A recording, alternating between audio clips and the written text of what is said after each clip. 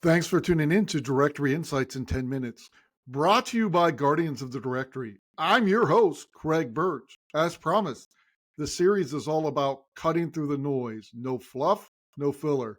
Just practical insights for Active Directory and Entra ID admins who want to secure and manage their environments more efficiently. Today's topic, administrative accounts with a service principal name associated with them. This allows an attacker to use one of the most common attack vectors called Kerberoasting inside of your Active Directory environment. So let's jump into today's topic and see how we can find these accounts inside of Active Directory. The first thing you're going to want to do is open up Active Directory users and computers. And then what we want to do is turn on the advanced features. Here, we're going to go in and look at the attribute editor and then look for service principal name inside of Active Directory. And you can see this account has a service principal name, and it tells me that it's using Microsoft SQL. It even tells me the server name inside and the port. So this really gives the attacker an advantage of knowing what this account's used for.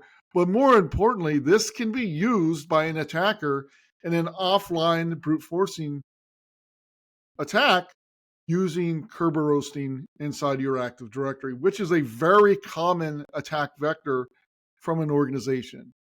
But as you can see, that was very hard to find inside your Active Directory. Unless I knew that account had an SPN, then I would never know to go in and look for that SPN. So that's not really going to work for an AD admin or an Entra ID admin inside of the organization.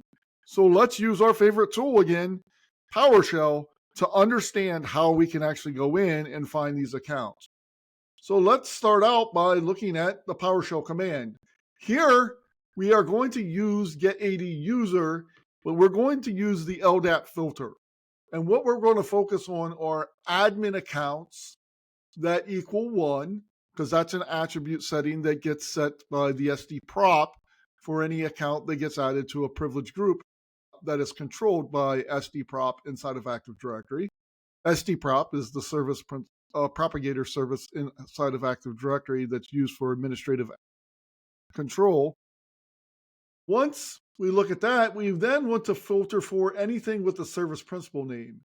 So now we can see that, sure enough, if we run this command, that the ROC does have a service principal name associated to it, and it is a privileged account inside of my Active Directory. And we can see that it's associated with Microsoft SQL Service. Here is the server that it's connecting to. Here it happens to be the fully qualified domain name, and it's using port 1433. Normally in this video session, I would show you how to do remediation automatically. But this is one of these cases where you do not want to do automated remediation, because this is associated with a service account. And if you went in and remediated this inside of your Active Directory environment, you could possibly break your application that the business is using. So we're not going to show you automated remediation.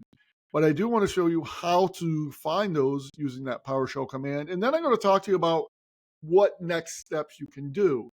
Well, the first thing that you want to understand is, does this account need to be in that privileged group? If it doesn't need to be in the privileged group, then you could remove it from the privileged group inside of your Active Directory. But again, you're going to have to talk to an application owner to understand what they needed that permission for. Most likely, it does not require the high-level privilege that it has been granted inside of your Active Directory, although someone might have taken the easy way out.